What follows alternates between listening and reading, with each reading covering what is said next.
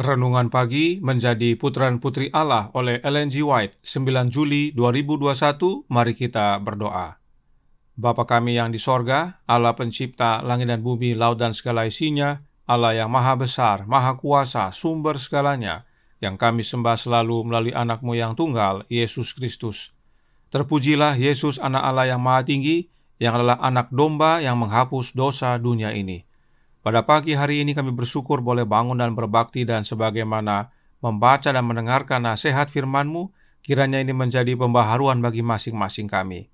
Beserta kami sepanjang perbaktian ini, kehendak-Mu yang jadi. Ampun kami akan dosa dan salah, karena kami berdoa hanya dalam nama anak Allah yang tunggal, Yesus Kristus, yang adalah Tuhan dan Juru Selamat kami. Amin.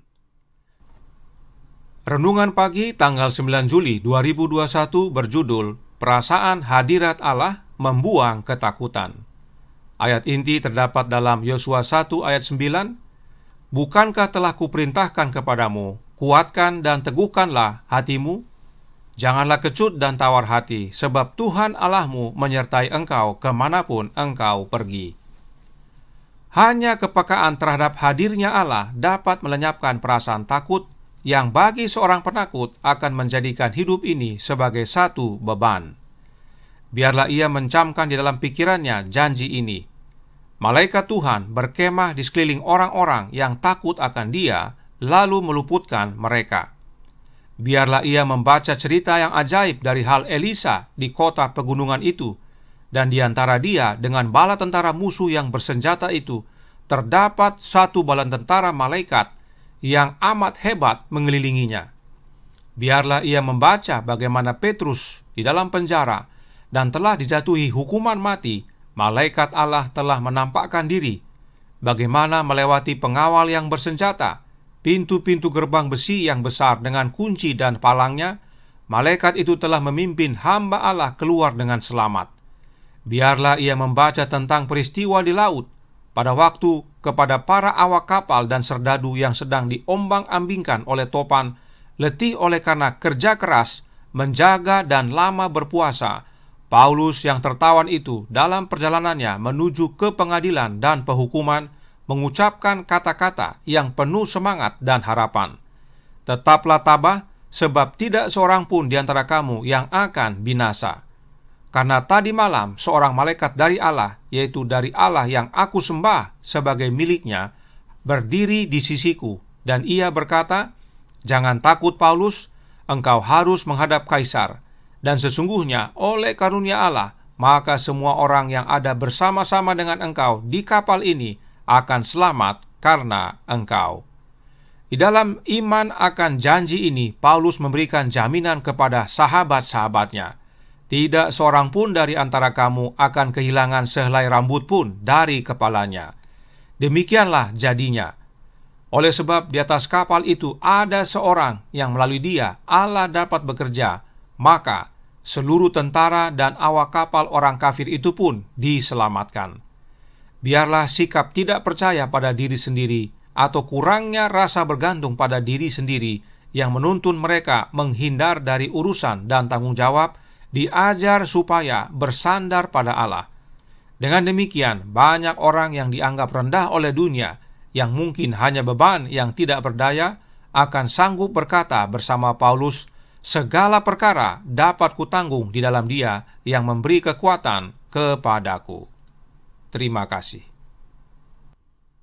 Selamat pagi saudaraku dalam Tuhan. Renungan hari ini menyatakan hadirat Allah dapat melenyapkan rasa takut. Karenanya kehadiran Allah itu sangat penting. Namun pertanyaannya, siapakah Allah yang dimaksudkan? Ayat inti kita diambil dari Yosua 1 ayat 9 yang berkata, Bukankah telah kuperintahkan kepadamu, kuatkan dan teguhkanlah hatimu? Janganlah kecut dan tawar hati, sebab Tuhan Allahmu menyertai engkau kemanapun engkau pergi. Tuhan dalam huruf besar inilah yang menyertai Yosua. Siapakah dia? Nah, dalam ayat ini, kata Tuhan dalam huruf besar diterjemahkan dari kata Ibrani Yehovah. Siapakah Yehovah ini? Yeremia 10 ayat 10 menyatakan, Tetapi Tuhan adalah Allah yang benar, Dialah Allah yang hidup dan Raja yang kekal. bumi goncang karena murkanya, dan bangsa-bangsa tidak tahan akan geramnya. Tuhan atau Yehova disebut juga Allah yang benar, Allah yang hidup. Kembali, siapakah Dia? Yohanes 17 ayat 3 menyatakan siapa Dia. Inilah hidup yang kekal itu, yaitu bahwa mereka mengenal Engkau satu-satunya Allah yang benar dan mengenal Yesus Kristus yang telah Engkau utus. Dalam doanya ini, Yesus dengan jelas menyatakan bahwa Bapanya adalah satu-satunya Allah yang benar. Yehova yang disebut juga Allah yang benar adalah Allah Bapa. Apakah Dia Allah yang hidup? Oh tentu. Paulus menyaksikan akan hal itu dalam 1 Tesalonika 1 ayat 9 dan 10 yang berbunyi, "Sebab mereka sendiri bercerita tentang kami, bagaimana kami kamu sambut, dan bagaimana kamu berbalik dari berhala-berhala kepada Allah untuk melayani Allah yang hidup dan yang benar, dan untuk menantikan kedatangan anaknya dari sorga yang telah dibangkitkannya dari antara orang mati, yaitu Yesus, yang menyelamatkan kita dari murka yang akan datang." Jelas sekali, hanya dengan beberapa ayat Alkitab telah menjawab bahwa Yehova yang adalah Allah tersebut adalah Allah Bapa dan Dia mempunyai anak yang namanya Yesus. Mengapa penting sekali kita kenal dan mengetahui tentang Allah Bapa dan anaknya Yesus?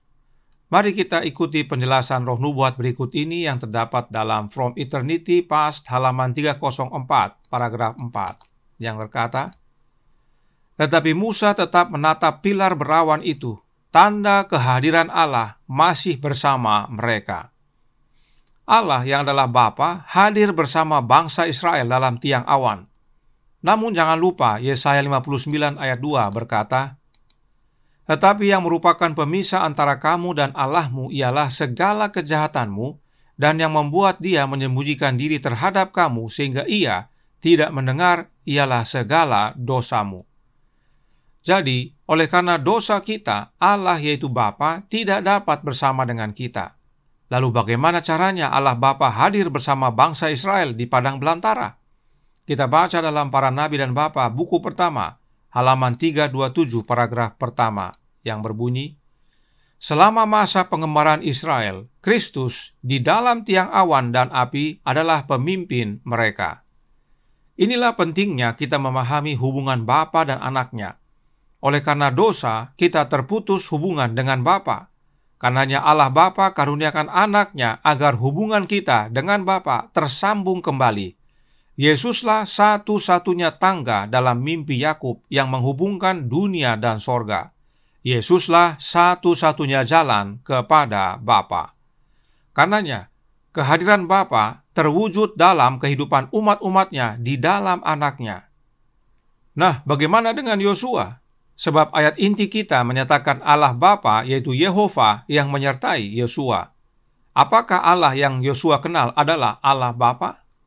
Kita baca dalam Patriarch and Prophets halaman 523 paragraf 1 yang menjelaskan, "Tetapi jika kamu anggap tidak baik untuk beribadah kepada Yehova, pilihlah pada hari ini kepada siapa kamu akan beribadah."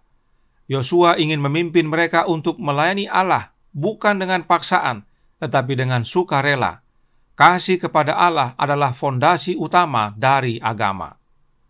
Jelas bahwa Allah Bapa yang adalah Yehova, Dialah yang Yosua sembah. Kepada Dialah bangsa Israel Yosua tuntun, tapi bukan dengan paksa, namun dengan sukarela. Lalu, bagaimana Allah Bapa yang menyertai Yosua ini hadir bersama dia? From Eternity Past halaman 346 paragraf 3 menyatakan, "Orang asing yang misterius itu adalah Kristus yang dimuliakan. Terpukau, Yosua tersungkur dan menyembah dan mendengar jaminan, 'Aku telah menyerahkan Yeriko dan rajanya ke dalam tanganmu dan orang-orang perkasa yang gagah perkasa,' dan dia menerima instruksi untuk merebut kota itu."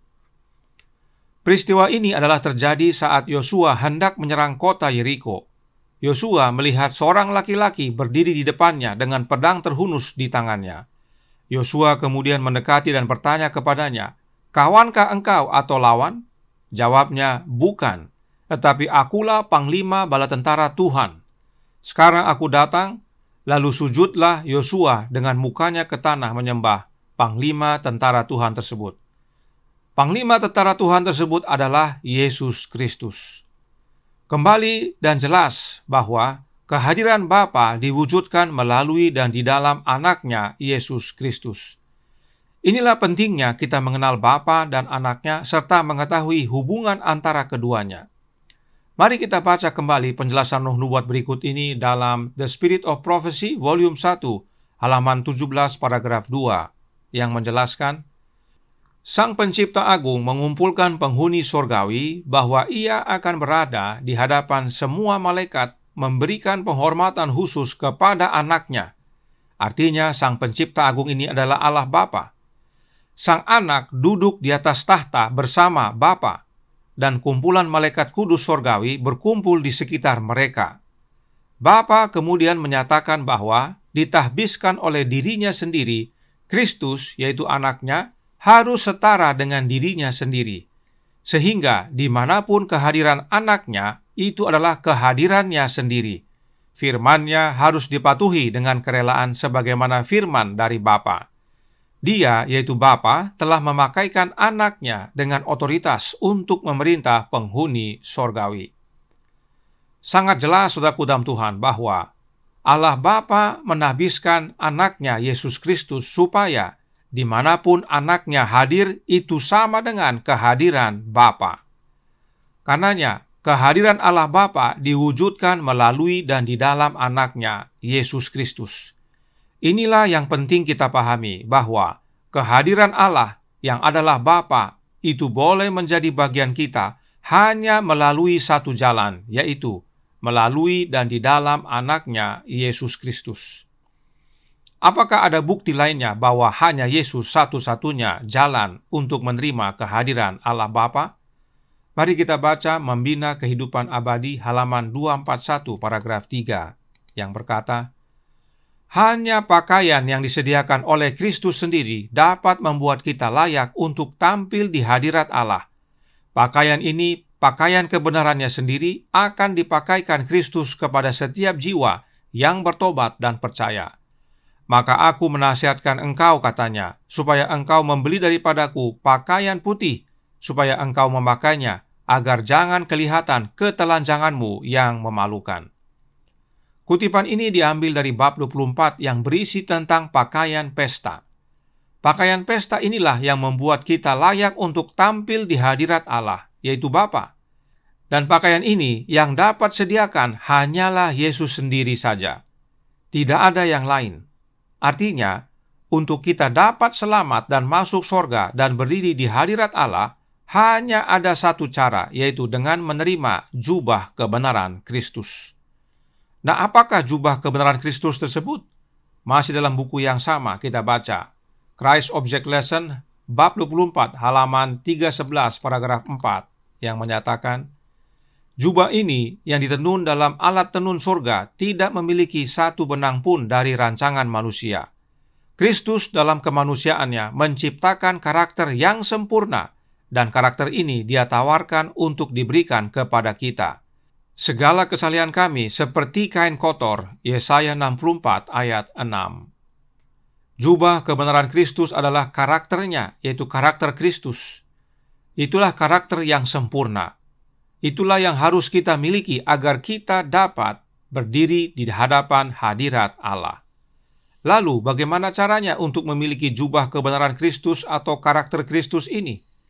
Mind, Character and Personality, Volume 2, halaman 643, paragraf 5, menyatakan, pengikut Kristus harus meniru Kristus dalam watak. Seperti Kristus adalah semboyan, bukan seperti ayah atau ibumu, tetapi seperti Yesus Kristus, bersembunyi di dalam Kristus, berpakaian kebenaran Kristus, diilhami dengan Roh Kristus. Memiliki karakter atau jubah Yesus adalah dengan cara diilhami oleh Roh Kristus. Sebagai pengikut Kristus, kita harus seperti Yesus dengan cara bersembunyi di dalam Yesus serta memakai jubah kebenarannya oleh kehadiran Roh-Nya. Semoga saudaraku dalam Tuhan bisa melihat mengapa kebenaran Roh Kristus ini selalu dikabarkan oleh Roh Nubuat. Tidak ada sama sekali roh nubuat mengabarkan tentang Allah Roh, tetapi selalu menyatakan tentang Roh Kristus yang adalah Roh Kudus, sebab untuk melayakkan kita berdiri di hadapan Allah adalah Yesus itu sendiri dengan cara mengenakan pakaian kebenarannya kepada kita yang adalah karakternya. Sebab memang hanya karakter yang kita bawa ke surga, dan itu adalah karakter Yesus. Dan untuk memiliki karakter Yesus adalah dengan menerima rohnya Yesus itu sendiri dan bukan yang lain. Jadi, saudaraku dalam Tuhan, hadirat Allah, yaitu kehadiran Allah Bapa dalam hidup kita, menjadi bagian kita hanya melalui satu cara, yaitu anaknya Yesus Kristus, yaitu dengan menerima roh Kristus. Sebab memang hanya satu Immanuel, hanya satu Allah beserta kita, yaitu Yesus Kristus, anak Allah, anaknya Bapa. Tidak ada yang lain. Tuhan memberkati, saya bawa dalam nama Yesus. Amin. Mari kita berdoa. Bapa kami yang di sorga, Allah pencipta langit dan bumi, laut dan segala isinya, Allah yang maha besar, maha kuasa, sumber segalanya, yang kami sembah selalu melalui anak-Mu yang tunggal, Yesus Kristus. Terima kasih atas kebenaran penting pagi hari ini, bahwa untuk kami dapat menerima kehadiran Allah, hadirat Allah dalam hidup kami, bahkan yang melayakkan kami untuk berdiri di hadapan hadirat-Mu adalah Yesus Kristus itu sendiri, tidak ada yang lain. Dan itu dapat diwujudkan dalam hidup kami melalui kehadiran rohnya. Sebab dengan menerima rohnya, karakter kami diubahkan dan itulah yang melayakkan kami. Jubah kebenaran Kristus adalah karakternya, itulah yang dipakaikan kepada kami, agar kami layak menerima kehadiran Allah, demikian juga dapat berdiri di hadapan hadirat Allah. Tolong kami ya Bapa, curahkan roh anak-Mu dalam hati ini, kehendak-Mu yang jadi, ampun kami akan dosa dan salah, karena kami berdoa hanya dalam nama anak-Mu yang tunggal, Yesus Kristus, yang adalah Tuhan dan Juru Selamat kami. Amin.